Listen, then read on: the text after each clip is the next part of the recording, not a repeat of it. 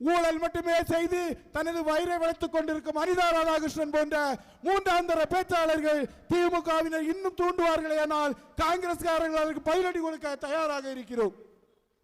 சிந்தித்து பார்க்க வேண்டும். காங்கிரஸ் முதுகில் குத்தியதா? காங்கிரஸ் யார் முதுகில் குத்தியது? ஜூன் மாதம் 4ஆம் தேதி 3 மணி வரை திராவிட முன்னேற்ற கழகம் காங்கிரசுடன் இருந்தது. 3 மணிக்கு பிறகு திராவிட முன்னேற்ற கழகம் தோல்வியில் விளிம்பில் தழுவிய பிறகு அனைத்து இந்திய அண்ணா திராவிட முன்னேற்ற கழகத்தின் கூட ரகசிய உறவாடியது.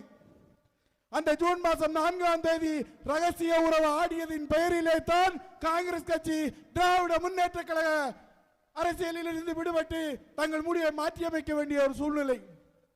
அண்ணா திராவிட முன்னேற்ற கழகமும் காங்கிரஸ் கட்சியும் ஒன்றிணைந்து இவர்கள் ஒரு பாரதிய ஜனதா ஆதரவுடன் ஒரு ஆட்சி அமைக்க முற்பட்டார்கள்.